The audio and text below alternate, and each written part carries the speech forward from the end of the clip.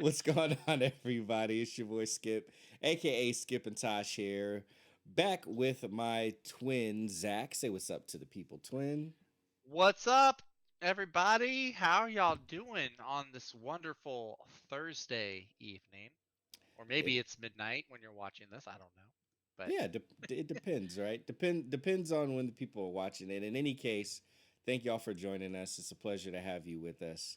Um, someone that you will notice is missing as we jump into this discussion about Jonathan Hickman's Future Foundation, Volume Number One.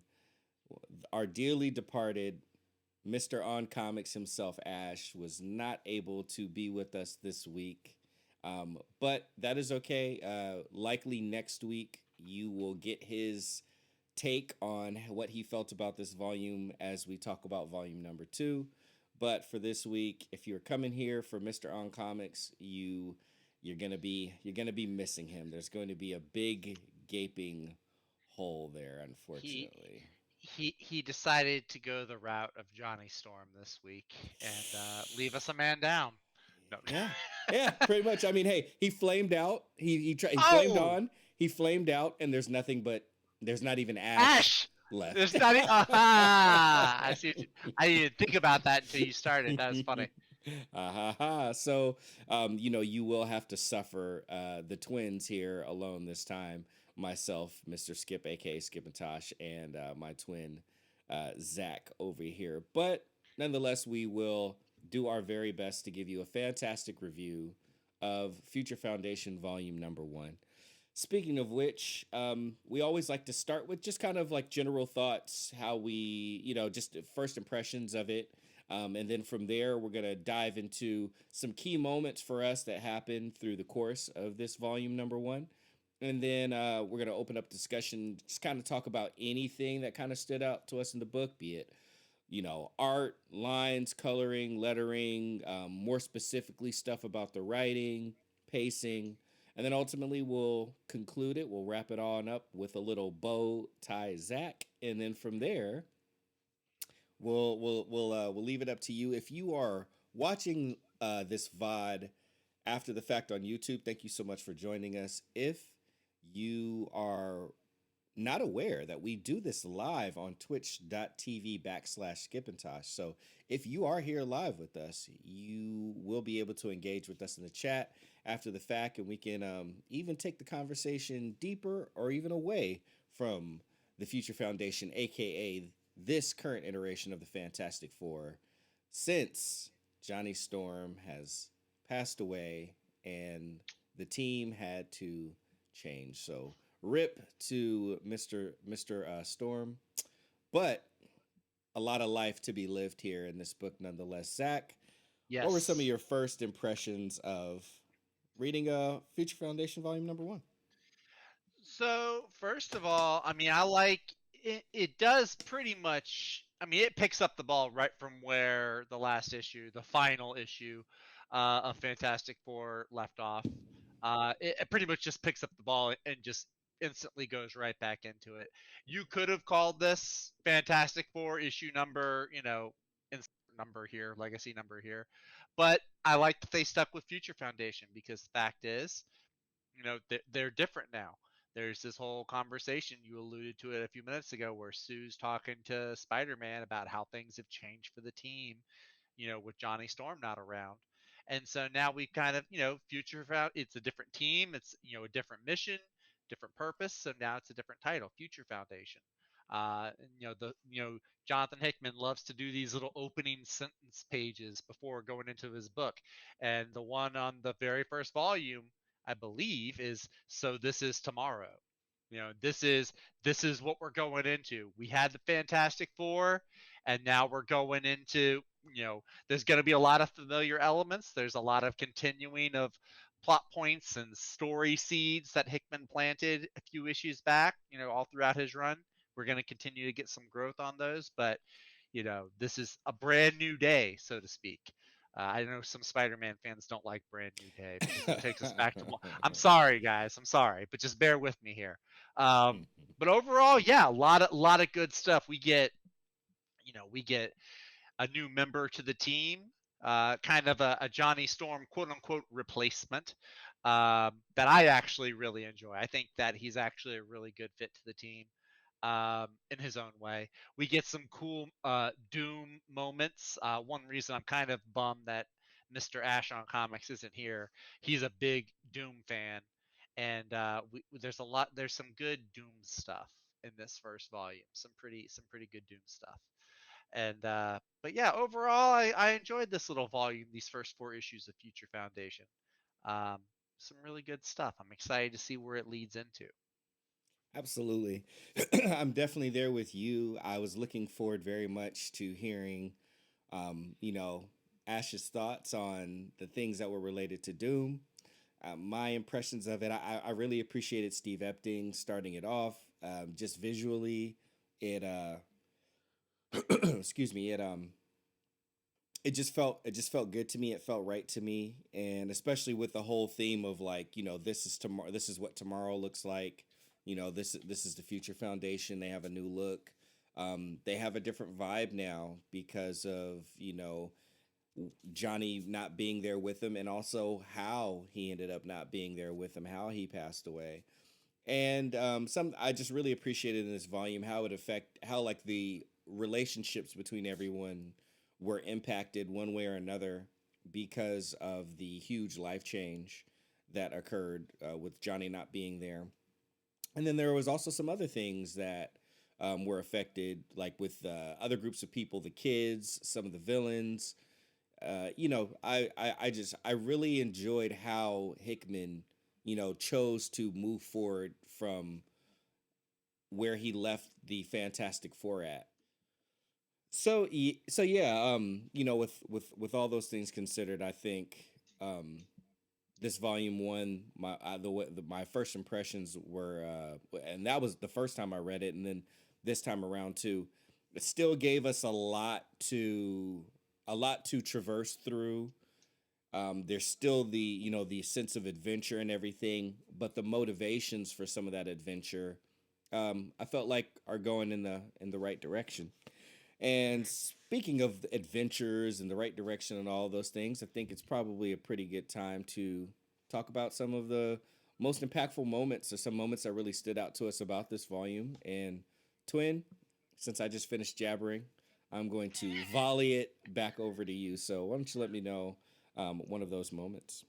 All right. Well, we're gonna start off. I did. It's actually the first series of pages in the first volume that I really dig, which is where we meet the newest member of the team, Johnny Storm's quote unquote replacement. Actually, even before we get to this, you could actually even start at the very beginning of the book where, yeah, you had it right there, where Reed's looking at this hologram of Johnny Storm. And it's kind of like almost like his last will and testament. It's like, if you're watching this, it means I'm dead. It's one of those.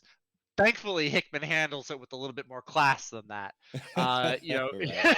But he's talking about, listen, Spider-Man, he'd be a good fit for the team. Franklin loves him. He's kind of building, and so Reed's like, okay, Johnny, this is what we'll do. And then he says, of course, so this is tomorrow. And then it goes into our opening scene where we see Spider-Man swinging through the city. He's approaching the Baxter building. Now, I actually really like this because he lands on the roof of the building, and he meets Sue Storm up there, and then it shows them going down an elevator. And I like it because it looks almost like a mirror image to that first issue, like not first issue, but it's like a classic Marvel comics where Spider-Man meets the Fantastic Four. So I like Yes.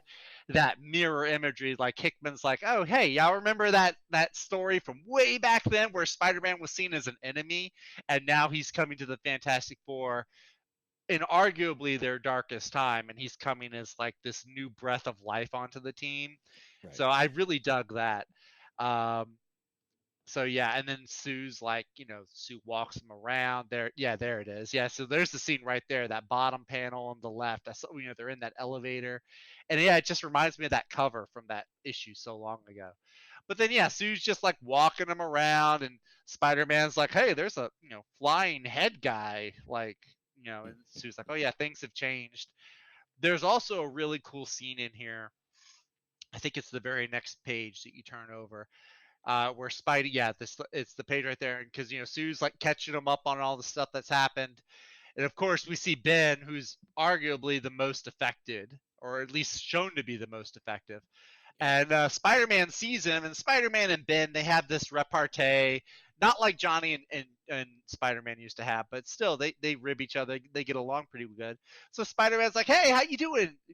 Ben takes one look at him and then slams the door on him, and he's like, Spider-Man's like, "Susan, maybe I shouldn't be here." And Sue's like, "No. He wants you here. He's blaming himself a lot for what." And it shows him actually the scene here kind of mirrors how Sue they depicted Sue in the last issue, the Dragata issue, where Sue was like in the room isolating herself, grieving. We see Ben doing that in this issue. So Spider-Man coming to the team is, yeah, he's here, he's gonna breathe some new life into everything, but then you also see how that counteracts like where Ben's at. Like Ben's not like wanting to heal and move on, not yet anyway. He's still very much in the grieving process. Right. But yeah, I like Spider-Man being on the team. Um, I remember there was another title. Uh, Bendis was writing it. Yes, Hmm. I read a Bendis book, and I actually enjoyed it.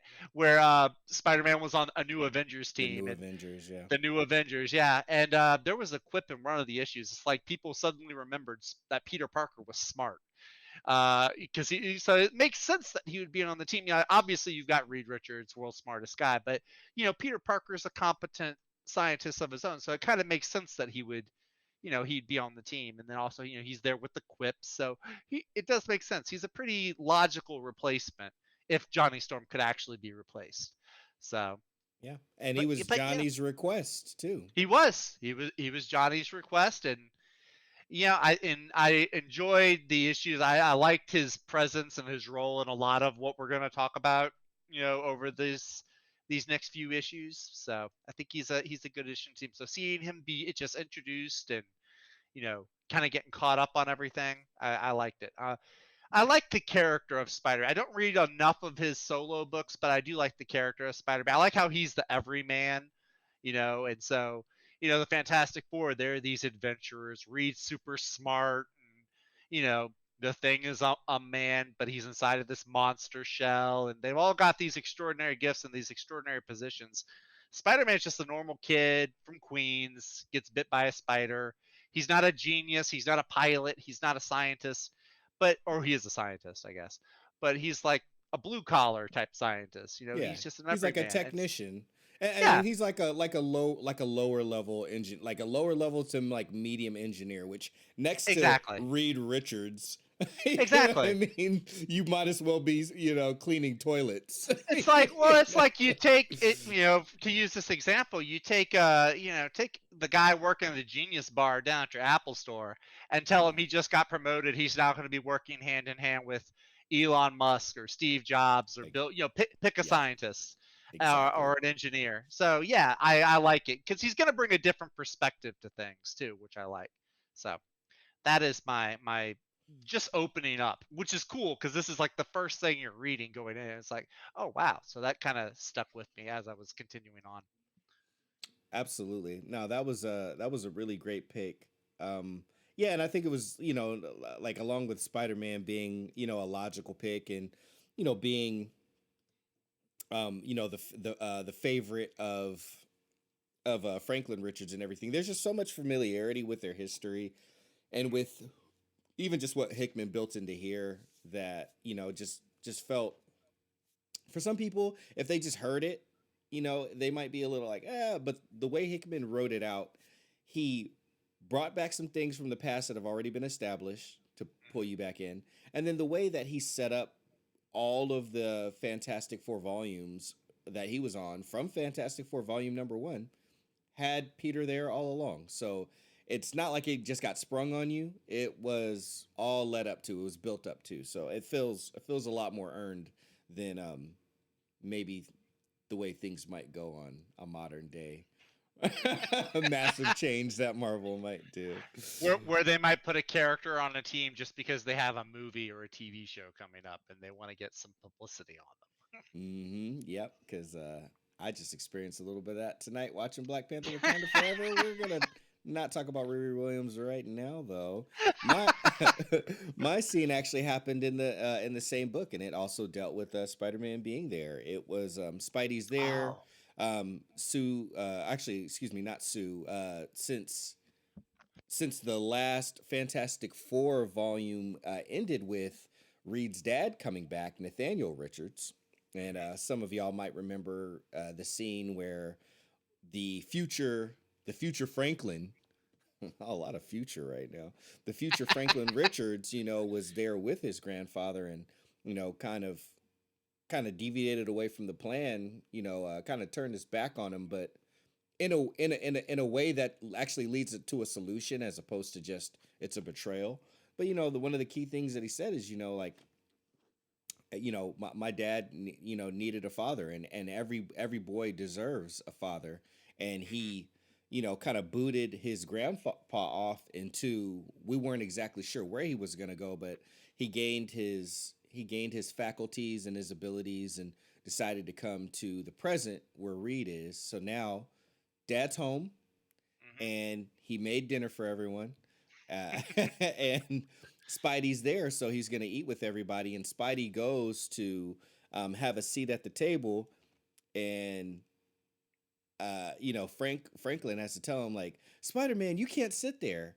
And for Franklin to enjoy Spider-Man so much, respect him so much, and he was, I'm for the time being, I'm gonna say they're neck and neck. Spider-Man was his favorite, but after the toy shop, with Mr. Impossible, whatever, with that whole issue, and they ended Uh-huh. up, like, who's your favorite, who's your favorite superhero?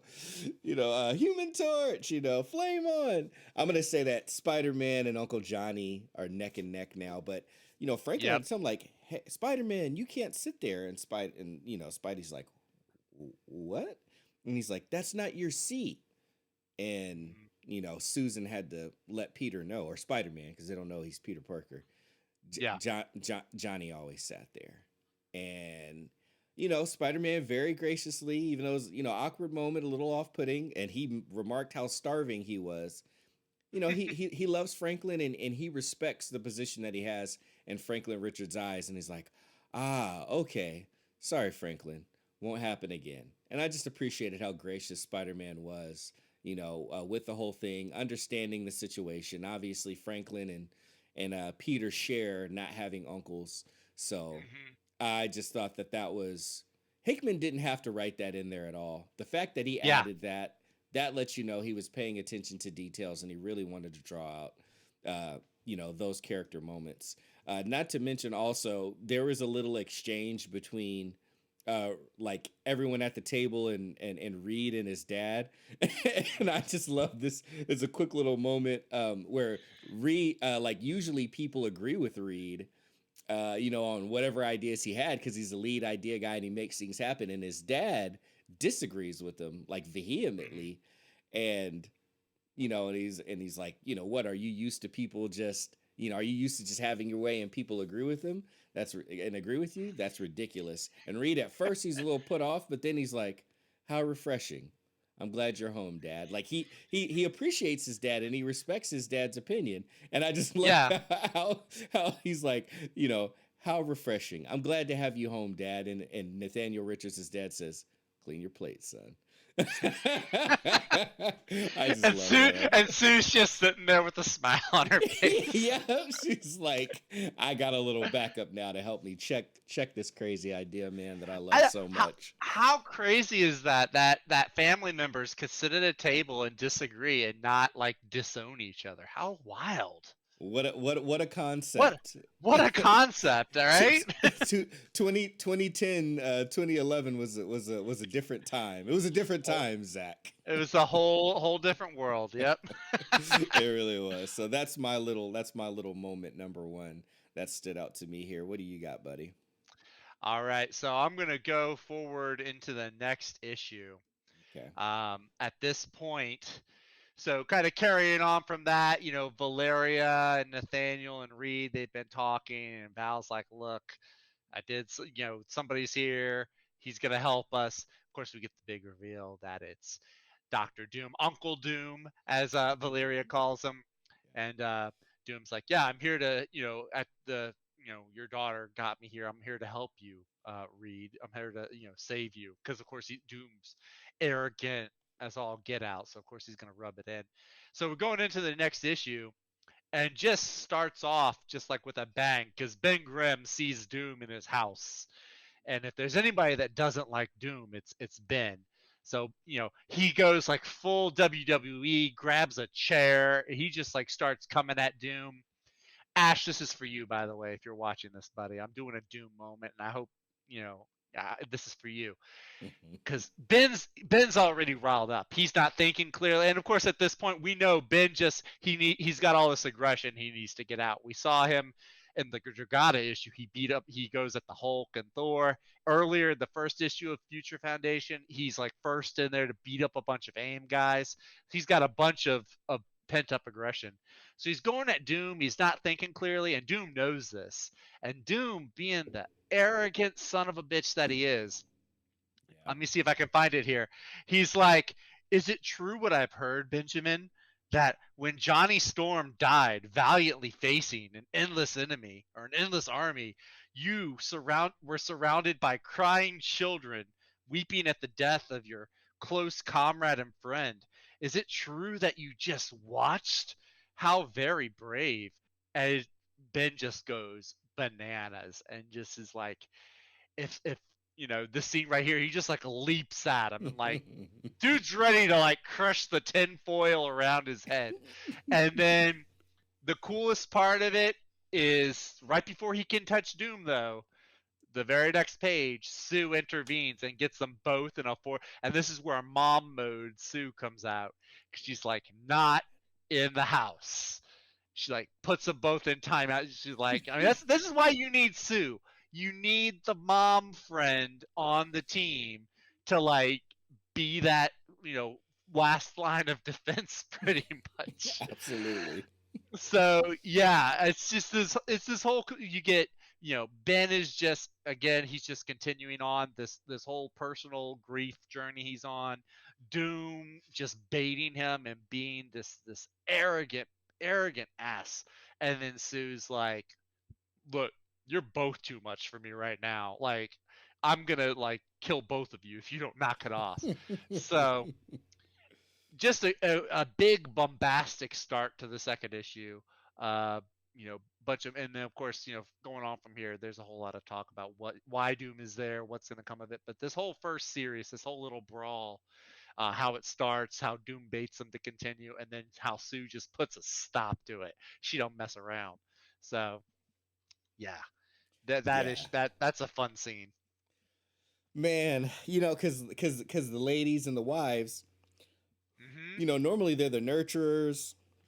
They're trying to make sure people got food. They're trying to make sure people got what they need, that people are comfortable, especially if you're coming into their space. They like they generally like to be quite hospitable and just make people feel the way that they would, that they feel when they are at their own homes, and how they want to feel when they go to other people's homes. But Hmm. let some people start some ruckus when you, the person that's usually so mellow, so chill, when you piss them off Hmm. and they raise their voice at that tone, it gets everyone's attention, because Or everyone's not like, even the scary ones don't even raise their tone; they lower it. Like yeah, that's when things get real.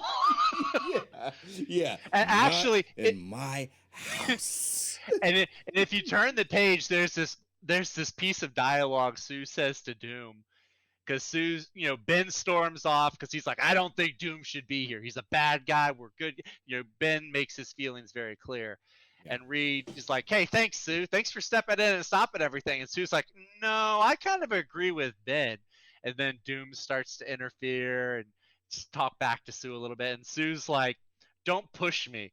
I could always do a little more damage in your brain. Send a little air bubble up there, and you could eat through a straw for the rest of your life. Like, this is Sue like showing how dangerous she actually, like, she could give you a seizure or an aneurysm, no sweat. And so it's like, yeah, Doom, you might be this big bad guy, but she'll cut you off. She'll put a force field in your throat and choke you to death. Yeah. Uh, and then she's like, she turns to Reed because she's like, "Look, you're still the leader. I hope you know what you're doing." And she goes after Ben, and then we get this fun little to cap the whole thing off. Why Spider-Man is here? He's just hanging out on the wall. He's like, I guess looks like somebody's sleeping on the couch tonight. And then he's like, "Oh, I'm sorry." He's like, "Oh, I'm sorry. Did you want me to go with Sue, or do you want me to stay?" Like he's still trying to figure out his spot. So Right. it's just like this whole opening scene is just—it's fantastic. It's yeah, that Pun perfect word. intended. Pun There you intended. go. There you go. Man, I just want to say for everyone that's not just listening on on the VOD, or if you got YouTube Premium or whatever, listening to us podcast style. If you are watching, if you could just take a second and look at the screen, if you look at that panel with Sue and Victor, Hmm. that finger that she's pointing at him right there, that finger could cut a diamond. I believe that that finger in its current state can push all the way through Doom's head if she wanted it to right now. I mean, if she flicked it, that man would fly back to Latveria, and not of his own accord. Okay, not on his own abilities. Let me just say that. So yeah, Yep. Victor Von Doom, he knew his place, and let me tell you, everybody shut up. Notice how he doesn't. Everyone He shut up. does as wordy as Doom normally is. Notice how he doesn't say a single thing while Sue is still in the room. Like all Nothing. the rest of that page, he shuts up. Yeah, he doesn't talk again until they start walking towards like the Yep. future foundation room. So yeah, Hmm. great scene, a fantastic scene. I'm not to say I'm going to piggyback off of it, but the scene that I want to bring up next is not too far away from that one, but it's another one of those just well, actually no, it's a little bit further. It's another one of those moments, and I had really forgotten that it was in this book. And it's one of those tools that you use, like if you're one of the storytellers, if you really want to signify the importance of a moment in your book. There's so many ways we think about action, we think about this, we think about that, but there's a different way to go about it. So at this point in the book, um, Victor Von Doom proposes, or makes known the thing that Valeria Richards really wanted help with. So she Hmm. offered to fix his mental damage, and in return, she's going to help her dad. But the way that she's going to help her dad is by finding a way to defeat her dad. And of Hmm. course, ultimately, we find out that the reason that is, if we all remember, is that when she found his the bridge, and she went through it, and she ended up walking into that whole calamitous situation with the Council of Reeds versus those particular Celestials that had found their Reed's bridge from their universe and had come through and wanted to destroy it because of the power that the Council of Reeds possessed and all of what they were doing. And so she escapes, she gets back through their bridge, but some of the Reeds survive and they follow her through. So some of those other Reeds are in the Valeria and the Fantastic Four's universe. They're in the 616 now. So of course, Hmm. they have to find a way to defeat Reed Richards because they got to beat the ones that came through the bridge. And of course, she goes to Doom for that. But Sue brought up a really good point, in another scene, how none of those people have ever defeated Reed. They never defeated the Fantastic Four. They failed over and over and over again. But still, in an attempt to get as much data and as many brains as they can on how to defeat a Reed Richards, if not multiple Reed Richards, the Fantastic Four all break up into little groups with some of the kids from the Future Foundation too, and they start handing out invitations to all of some of the most formidable enemies that the Hmm. Fantastic Four have ever had, and Yep. some fairly new ones too. So we got the High Evolutionary, we got AIM, we got the Wizard, we got Diablo, we got um, Diablo was awesome. I yeah. old school Diablo. It's like, oh yeah, they got that guy. Yeah, they got so many people, and of course, Doom in there with them as well. So they're all within this room, and they start. and Doom starts breaking, and they're all at the Baxter building. So you have like the all of these great enemies from the Fantastic Four are now in the Baxter building all together, Hmm. with Reed and with Doom, and they're there's an understanding there. So they're all sitting there talking, and Valeria kind of breaks down what was going on, and Reed kind of informs them as well. And in the midst of all that, um, Valeria starts to say things, and she was like, she's saying, "First, Dad, I'm sorry that I haven't told you this yet, but there's a very good reason. It all started when, oh, and in the midst of her starting to tell her dad what she's done, because she hasn't even fully explained to Reed yet, she says, Hmm. oh, and she goes and she looks up, and then on the next page, all you see is the Watcher there in the corner, Hmm. while all of the Fantastic Four enemies are around the table trying to help it. And like just that simple thing. Yep. Oh man, it was such a big moment. I was like, "Oh my god, that's right. The Watcher's there." Like, I know what happens cuz I've read this before, but I'm like, Yep. "Damn, dude, like this was such an important moment." See, to anyone that's only read Marvel like 2015 and beyond, the Watcher only showed up when some serious shit was about to go down. When Yes. when the Watcher was there, you knew it just went from a 5 to a 20. So, yeah, and you see Reed's reaction. He's like, "Valeria, what did you do?" Like, the Watcher is here now. What happened? Like he was But already concerned, but then yeah. he saw the Watcher and he's like, the Watcher, and he looks back at her like, what have you done? like what? Like I know what I did, but what the hell did you do? Like the Watcher didn't even show up when I pulled all my stunts with the bridge and the Hmm. Council of Reeds. What Right. the hell did you do, little lady? Oh man, Yep.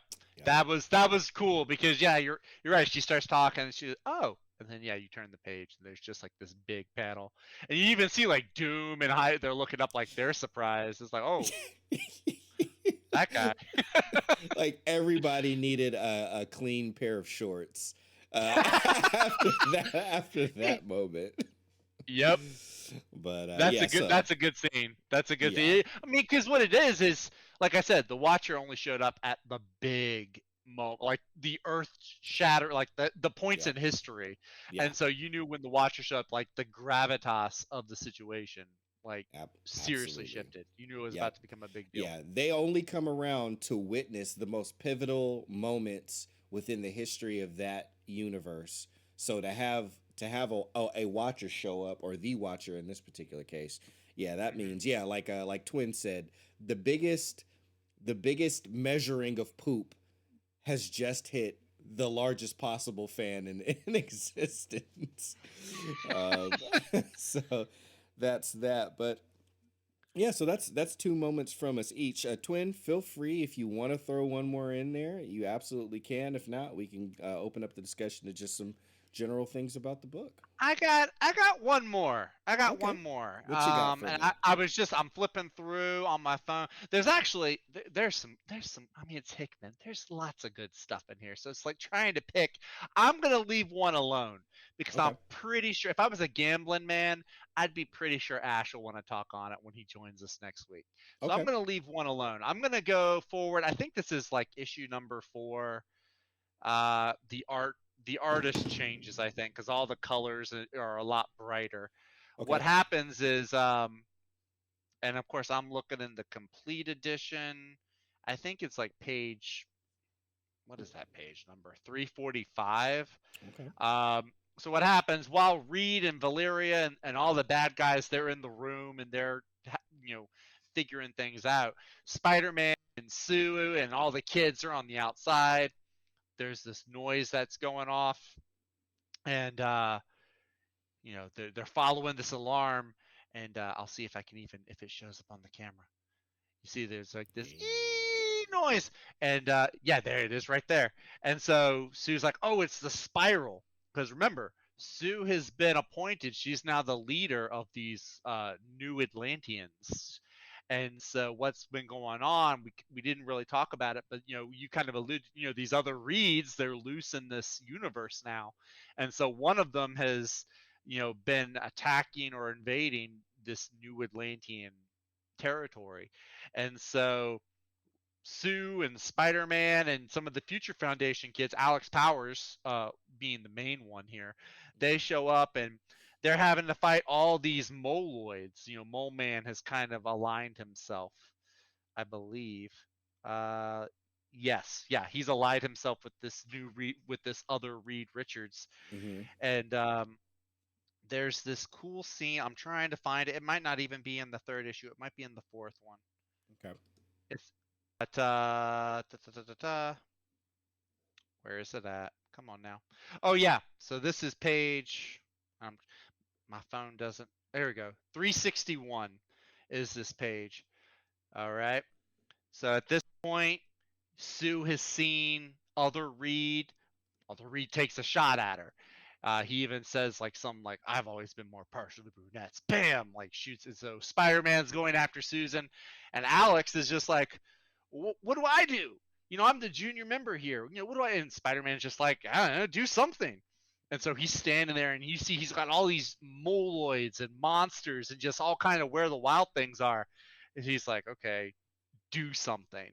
And then you turn the page. This is actually pretty cool. I was like, Alex, you all right, man? You gonna be okay? Because I kept thinking, I'm thinking about this scene, and like, we talked about last week where Reed Richards introduces him to the Future Foundation, and Mm-hmm. Alex is just like, I just did a really good job on the SATs. I'm not a genius or anything. And you see here what he does is he just makes like this huge ravine, cuts off all these monsters so they can't get close, and then he raises up the ice to shield them. It's like, Alex, you just had yourself like an Avatar moment, man. You just like Yeah. leveled up. So now, of course, what happens? No good deed goes unpunished. The giant crab guy comes along, you know, breaks his arm, and then that's where Spider-Man kind of comes in. Spider-Man, being the good guy that he is, comes in and beats up giant crab monster, webs him up, beats him up.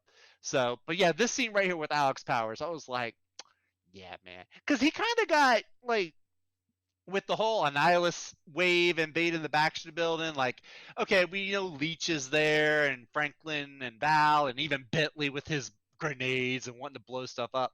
Mm-hmm. Alex kind of got kind of shuffled to the back a little bit, and this kind of like, this is something Hickman does. He's like giving everybody, Their as the moment. moments come along, he gives everybody their moment, which I appreciate. I'm a big team book guy. Like all my favorite comic books generally revolve around teams, Yeah. and a good writer will find a way to make all the characters get their own moment and stand apart from each other. Whereas a lot of time, if you have a bad writer or an incompetent writer or whatever, some characters are going to get lost and they're just eventually going to become background characters. Maybe they're just there to do like a big flashy splash page or something, but they don't have any character in moments or anything. Yeah. So I really appreciate Hickman doing this with all the kids because it's called the Future Foundation. Obviously, your big characters are going to be Reed, Sue, Ben, Doom, Spider. The kids could easily become an afterthought because you have all these big A-list names. Yeah. But I do like seeing Hickman, give characters like Alex or Bentley. We saw Bentley earlier when he goes to give the invitation to the wizard. And he's like, "Yeah, I have a name now. It's Bentley. I earned it. I'm not just a number." I was like, "You go, Bentley. Yeah, man. Yes. Sock it to the old man." So yeah, I love that kind of stuff. That's awesome to read. Absolutely. Yeah, no, that was yeah, just another one of those moments that um another yeah, just another one another one of those moments that yeah, that elevates the character and that raises them up, you know what I mean? Yeah, Hmm. just letting them shine, showing their growth. And yeah, from the moment that Alex Powers got introduced into this book and his lack of confidence of why he's even there, and then all along the way, from small wage to eventually larger ways, he earns his keep. And Hickman probably didn't have to put him in the book, but the fact that he did and the way that he's using him shows that he had a purpose for him. So Yeah. I thought that was really cool. I'm gonna share. Actually, dang it. Uh, I really, It's hard. It's hard. It's just like, oh man, you only have so many picks. yeah, man. And they're like, and there's so many small moments in here that I Mhm. like. I really, really enjoy. Yep. Um, I'm gonna pick. I'm going to pick one more. I'm just trying to figure out where it is, but it's a small moment. It deals with the Future Foundation, and I especially feel. I feel like I want to. Oh, see. Okay, so now I'm looking at the bigger moment. I might have to share two more moments, twin. I might be a Go little for it. greedy here. Go for it, I man. Go apologize. for greedy. No, go for it. Um, I'm going to show a much smaller moment, and then I'm going to show a bigger moment. So the See much, that mhm. balances out. Yeah, Yeah, it go for balances out. I'm just trying to balance things out here. So there was a moment where the Sue had made sandwiches for a bunch of people. Here we go. It it. Hmm. is. I got it. Let me bring it up for the people that are joining And us. while you're bringing it up, I did Yep. notice this too. Okay. What you I got? actually like it takes 3 issues. You know, Future Foundation. The first 3 issues, the art's done by Steve Epting, Yeah. and it is really good art. But Mm-hmm. it really starts to jive for me in this issue, where the artist changes. It's Barry Kitson, and then Paul Yes. Mounts doing. Paul Mounts is the same colorist from the previous three, but Mm-hmm. Barry's art, it's brighter, Yeah. and I kind of like that more for Future Foundation. You know, you're talking about a brighter tomorrow, better Yes. tomorrow. It's you got all the kids and everything. So I do like the change in the art. It's not Dale Eaglesham, but I do like this a little bit better as far as the tone for the overall book versus Steve Epting, as good as he is. Oh yeah, So for sure. And I think it does match. I think it was good that they started with Epting because we're coming out of, like it's always darkest before dawn, but when dawn comes, yes. there's still a little bit of darkness. That's part of what makes the light shine through so Hmm. evidently is because there was so much darkness and so little light, and then the light peeks through and then it starts. So we like, Yeah. in that sense, as if, if the sun is coming up, then it's like it's what's the morning time? What do you call it? Yeah, dawn. Dawn. Yeah. It's kind of dawn. So there's still a little darkness. Epting is a kind of a noir kind of guy, a lot of blacks, a lot of Yeah. darks. So then to come around to Kitson, it's like, Hmm. okay, cool. Yeah, we're closer to like, 10 o'clock now, where the sun definitely is out. There's Yep. almost no darkness except for maybe some shadows, of some buildings and stuff. So we come over into that, and Sue's making the sandwiches and whatnot, and one of the Moloid kids comes up to get their sandwich, and she's like, have you seen many of the kids around here? And the little Moloid dude is like, the food is ready. The sandwich of strength, the sandwich of glory. I love the Mohawk kids and the way they talk so much. Me too, man. I don't know what it's like. I don't know how a conversation about like, why Valeria thinks that the sandwiches don't matter if the crust is on or if the crust is off, and if you cut the crust off, it's wasteful. And then eventually the Moloid kid comes up, and he's like, they're just always so stoked. They're just always like, this is awesome. The sandwich of strength, the sandwich of glory, like the Ben. No one should hit the Ben. Yes, hitting the Ben is very bad. Very, very bad. Like, I just love the Yep. Moloid kids. I They're also like great. how this Sue Storm is clearly drawn with Nicole Kidman in mind. Like Ah, you look at very that much. that's obviously Nicole. You cannot tell me that Barry Kitson did not just finish watching Bewitched or something before drawing this. There's no doubt about it. He cannot hide it. It cannot be Yeah. hidden. All right, so we'll go from that. I brought us up a little bit just to take us down some. So not the darkest moment, but still another character moment. With a few different characters on it. So we got this scene here where, like I kind of spoke to before, Valeria agreed that she is going to help restore her Uncle Doom to full mental capacity. But at that time, you've got Mm. everything set up here, and you got Spider Man's there to help facilitate as his intellect is high enough to kind of help Reed out. They've got Kristoff there, which is Doom's ward, who now is taking the throne while Doom is away, and within his consciousness, he has a backup of Doom's data. Just the blocks that are missing is what's required in order to restore him, because structurally there is no damage. There is just missing gaps in Doom's memory. So Mhm. they got him all hooked up to this machine. They're going to just copy over the parts that Doom's missing from Kristoff's consciousness into back into Doom's, and the buttons are up there to overwrite those parts of Doom's memory. And there's two buttons. There's the transfer button, which is what they're there for, what Valeria said that they would be doing. That's her word that she gave to Uncle Doom. And then there's a purge button. Mm.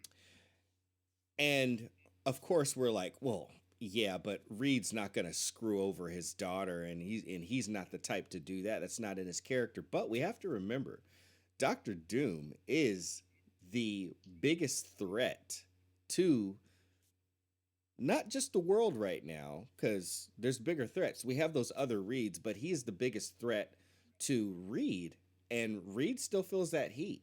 Reed knows how formidable Doom is, and he can cat factor in all the other things, but he's one of the biggest threats to he's the biggest threat to the Fantastic Four. Mhm. I would say he's more of a threat than even Galactus, and Mhm. he could hit that purge button and he could wipe that all the way. And we'd say, oh, nah, Reed wouldn't do that. But we got to remember, he met the rest of the Council of Reeds, and he saw what all of them did to all of the Dooms. Even though he felt it was Yep. wrong at that time, he also was dealing with the vegetable Doom at that time that he wasn't nearly as worried about, and he's getting ready to make Doom more powerful. So he could get rid of Mhm. all of it right now. If he just hits that purge button, he can just neutralize Doom, and his hand is over it and it's hovering and he's thinking, but he kind of looks over his shoulder and he sees that Spider-Man is right there looking at him. Mhm. And we could sit up here and we could really question, if Peter Parker was not there, Johnny Storm is gone, Reed is dealing with some serious darkness in his life right now. If the replacement for Johnny Storm, if they did not honor Johnny's wishes, if Johnny didn't step up and show that he had grown and sacrificed himself for them to listen and honor his wishes and bring in Spider Man, there's potential that Reed Richards would have wiped out Doom right there. I'm actually, so I'm glad you brought up this scene because I really like this scene too. I even would take it beyond Spider. Like Spider-Man's like the first one, but I think the scene has layers to it. It Ooh, shows Spider-Man's the first one looking at him, and yeah, you see Reed like looks over at Spider-Man, but then you see Valeria, and like his hand is over the button, and Val's looking at him, and so he yeah. turns, and then you see his dad looking at him, and that's where you notice that's Mm, where his hand shifts when his dad looks at him. So it's like, yeah, yeah, Spider-Man. Okay, Johnny's replacement, the guy he vouched for, he's looking at, and of course, Spider-Man. We know the great power comes great responsibility. Guy. Okay, right. his daughter looks at him, and it's not enough to get his hand off the purge button. It's his True. dad. So yeah, I Great dig point. this moment because yeah, you're right. We know all those other reads would have hit the purge button and lobotomized Doom Mhm. without pause. Yep. So yeah, Yeah. this was an awesome scene.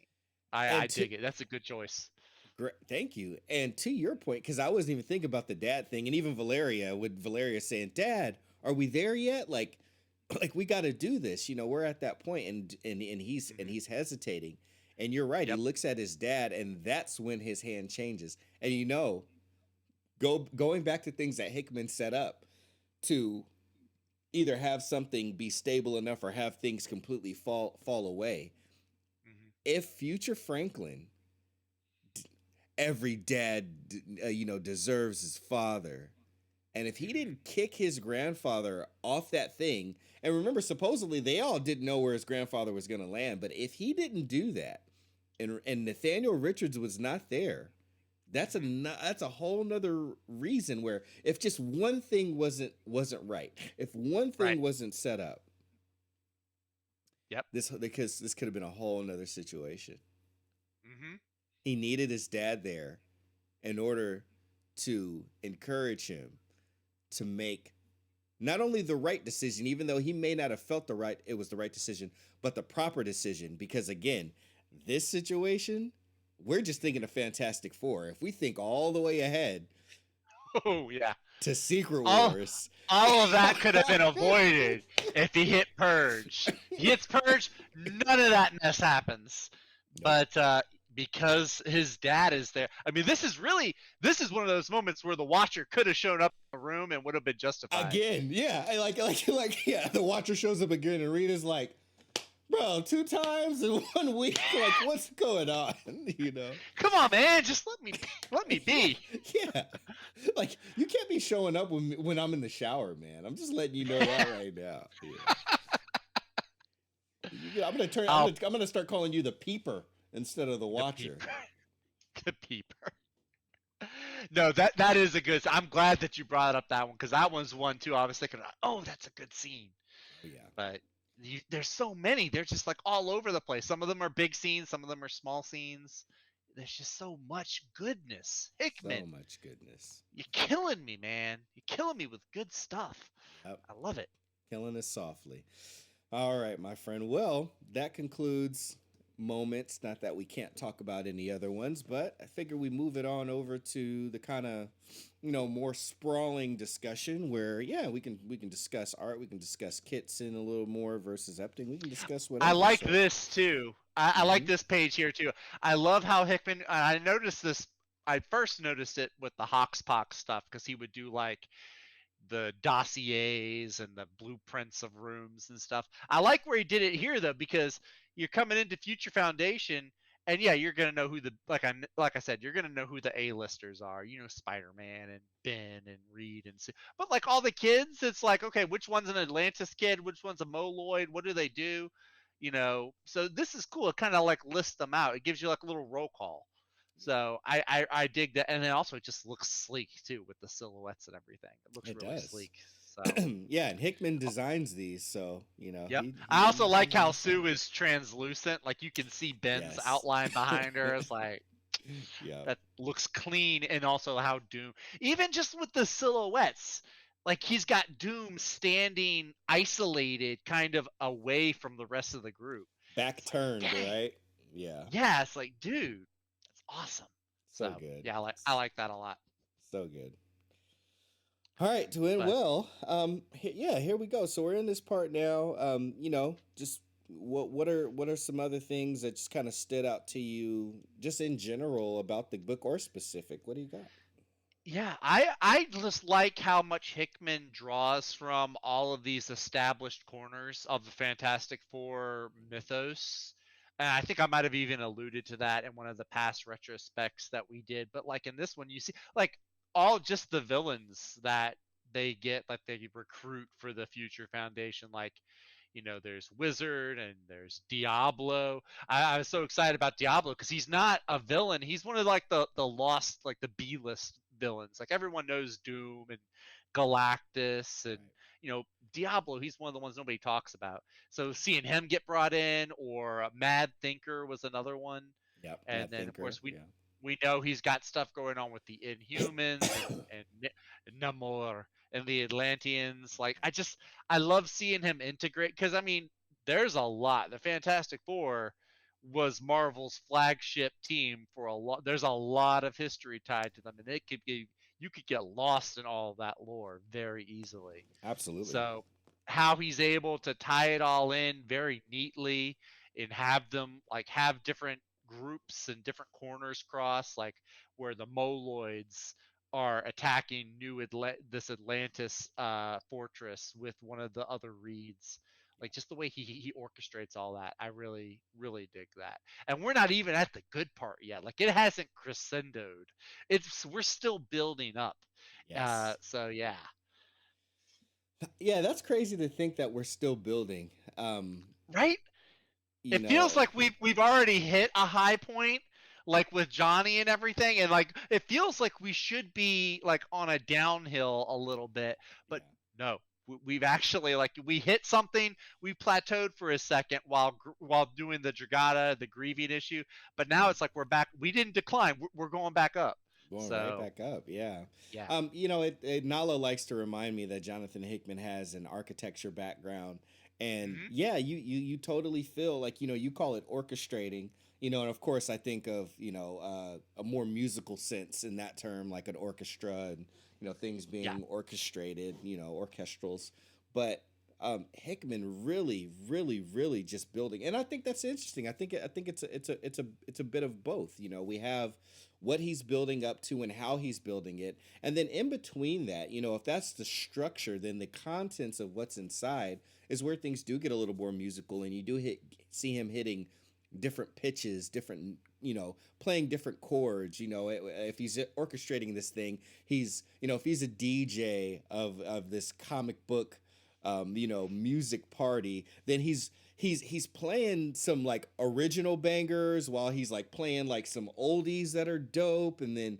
Hmm. he's going retro, but then he's also playing like some stuff that's like underground. It's like, oh, I've never heard that before, like what is this? And he's just making it all work together. This playlist that Jonathan Hickman is running back right now is man, it's just so like spicy. It's just so nourishing. And oh yeah, again, like this is a multi-course meal. Yeah. We might only be, I think we're only at like the third course, and that's just within like this meal, right? Then we've got like a Avengers and Yeah. New Avengers meal and all Right. of that. And then yeah, this is just like, I mean, I won't say it's the opening course, because of course Yeah, Hickman did like his Secret Warriors and then his Dark Reign Fantastic Four. So we're kind of in the middle point, but yeah, you're right. Because after this, he's got his Avengers run. He's got the new Avengers run he does right after that. And he just keeps on going, like adding more and more layers to this cake.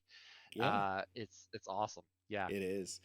Some other things that stood out to me, aside from just character moments, I feel like these issues, and one of my biggest things that can easily like that it's hard for me not to be aware of in comics.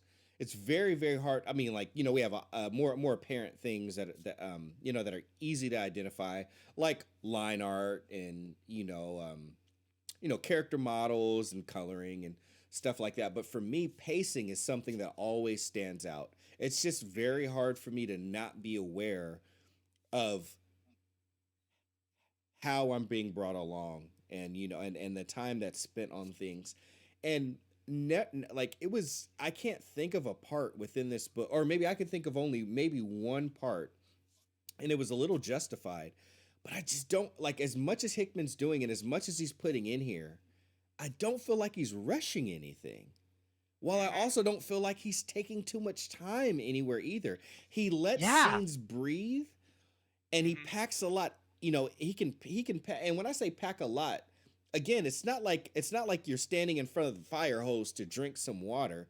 It's just that from one scene, going on to another scene dealing with another group of people, he moves you along on those scenes very well, and when he gets there, you're able to feel the weight of them because he's not rushing them, and he's not chewing them until the flavor is gone out. His pacing Right. on all of this stuff is just quite masterful. And I say that also with like these issues. The Hickman, when I read his indie stuff, I don't always read it so fast. And I don't say that as a knock, but for whatever reason, he just was really nailing popular, like pop comics. Like, here's the Hmm. Fantastic Four, dealing with Doom and Reed and this and that. And you can get through these comics in a really good amount of time and not feel cheated in any way, shape, or form. So his pacing has just been excellent to me in all of these books.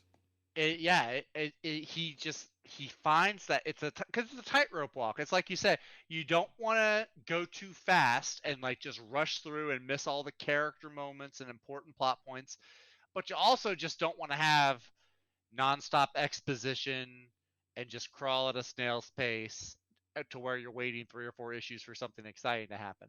He finds that sweet spot and he hits it consistently issue after issue. It's like you've got your quiet moments, then you've got your action moments, your fast-paced moments. Sometimes the action's at the beginning, and then we do some follow-up. Sometimes it's reversed, but he hits it in each issue. Yeah, Yeah, it's been absolutely. spectacular. Another thing I want to highlight, because we're talking about character moments and building people up. Another person who's come along and got far more shine than I probably anybody thought he would is Dragon. Yeah. Dragon's personality has been shown, especially as the Future Foundation got established, and then on up Hmm. until obviously he's there for like his engineering ability and different things like that. But even when they went to Diablo Hmm. and Diablo's like, oh, my creation, blah blah blah, whatever, and he has to tell him, basically now that he's a pacifist, he only uses violence for self-defense, XYZ, and or if someone else's that he loves is being defended. And he said, through that he's been enlightened to realize that all sentient life can ultimately make that choice to not rush to violence and live a life of peace, and even for him, like passivity. And again, just like Hickman, you didn't even like, if you never would have done a bunch of character building with Dragon, no one would have faulted you for it. Exactly.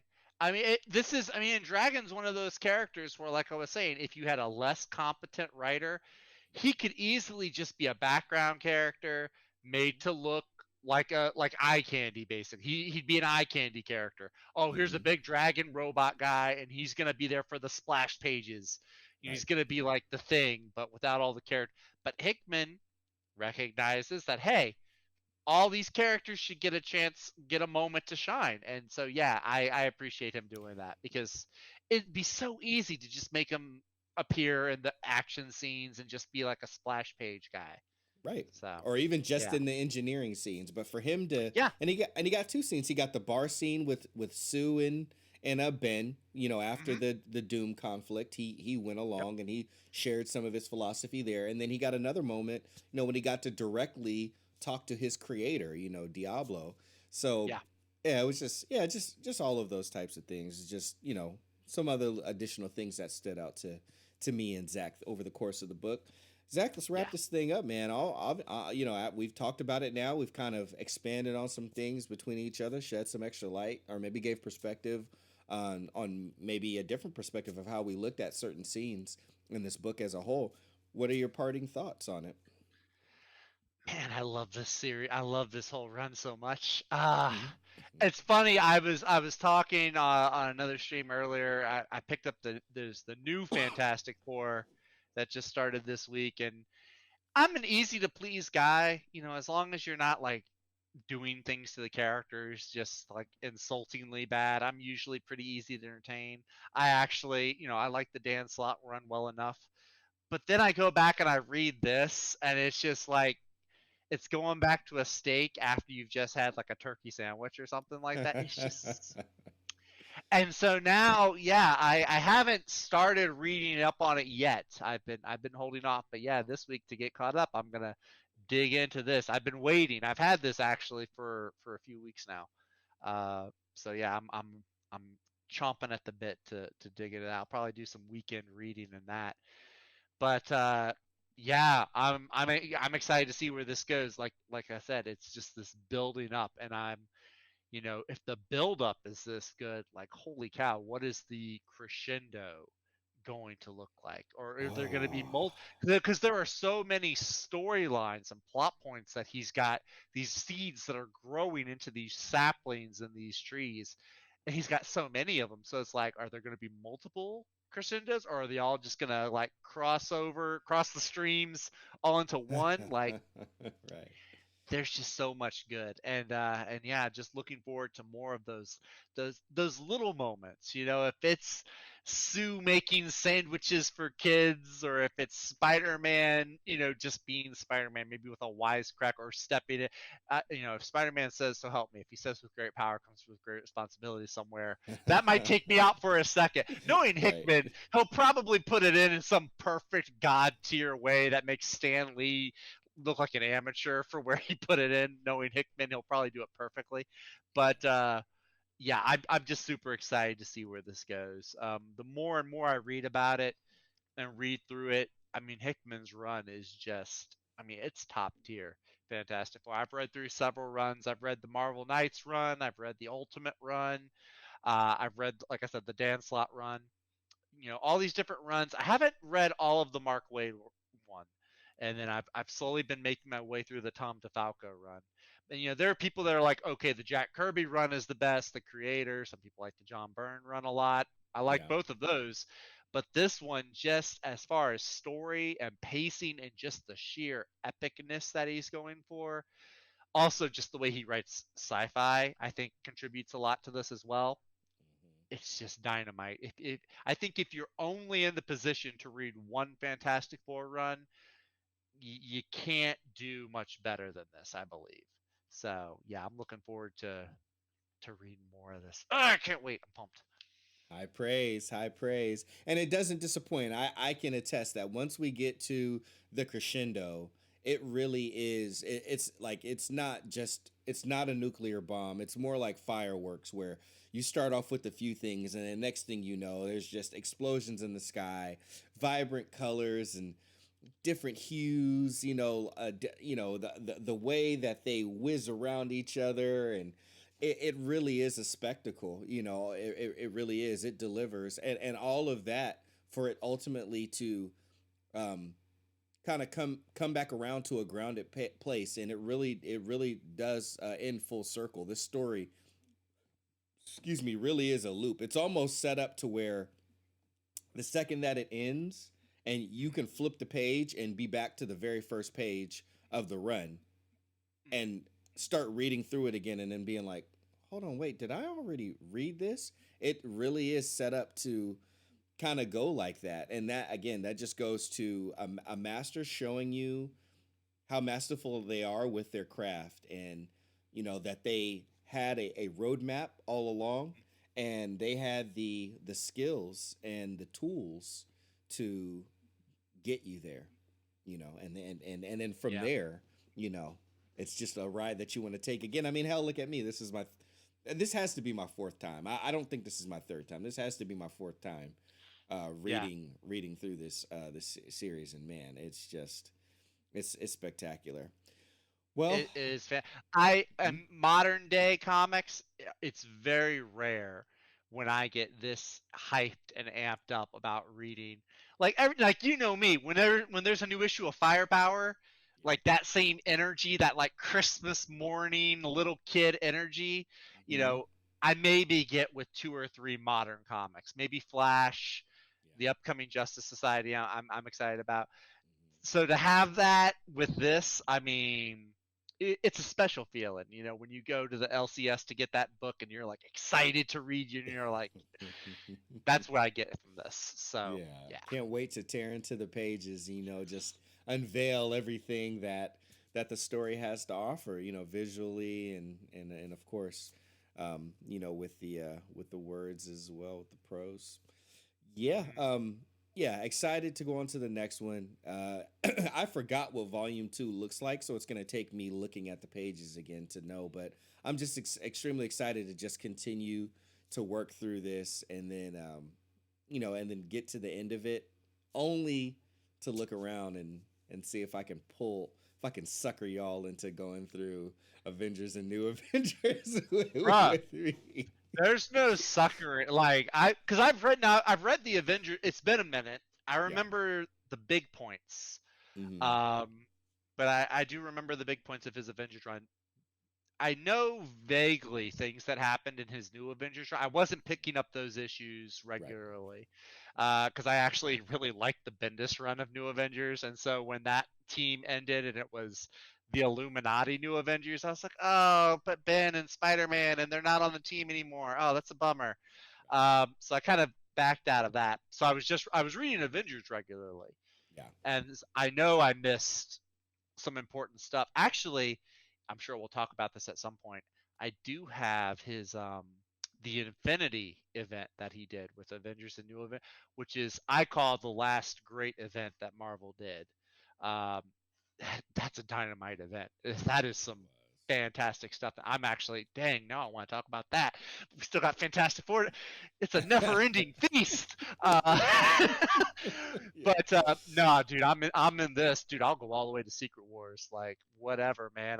I'm in it. Hickman is he is quickly working his way. I mean, he's already been up there, like in the top 10 as far as comic writers, in my opinion. He's up. The more I read and the more I appreciate his pacing and the character moments and everything. He's in the top 5 now. I mean, he could be at the top of this thing by the time we wrap up. So yeah, He climbed up my list pretty quick, and he's still hanging around there. And even with the the way that X-Men went and some other stuff too, there was some Substack related things that you yeah, know I was very disappointed in. yeah. Decorum was awesome, but the way that it ended, you can tell they had to wrap it up quick, and I was looking for something a little more satisfying, but it was a fitting ending for the book. But Yeah. his track record and how he built up into that point, along with East of West being my favorite comic series of all time, along with Hmm. just watching the Comic Book Herald is a YouTube channel, and Okay. God bless his heart, he got big off of going through Hox Pox and then continuing the X Men books even to the current iteration. But God bless his heart, he's covered every single indie Hickman book in like an interview discussion style, kind of similar to what we're doing. And he just Hmm. finished going over Black Monday Murders again, and I started falling in love with that book all over again, just because of how just gritty and meaty and in depth it is, and some things and topics and stuff that it deals with.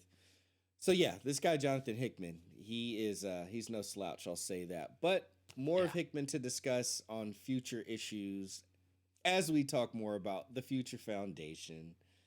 My name is Skip, aka Skip and Tosh. This is my twin here, Zach, and we will be signing out. Thanks so much for joining us. We'll have another one up next week discussing the next one. Feel free to join us live on twitch.tv /Skip and Tosh. If you turn the notifications on, we'll go live, but usually we do around 9:15 to 9:30 Pacific time on Thursdays. So come and hang out with us and send some roses for our guy Ash. Um, maybe just maybe we can resurrect him from the work that he gave himself over to. But That's right. I hope I'm looking forward next week because there were as much good as we talked about. There are especially some moments featuring our favorite Latvian overlord that I'd be very curious to hear Ash's thoughts on.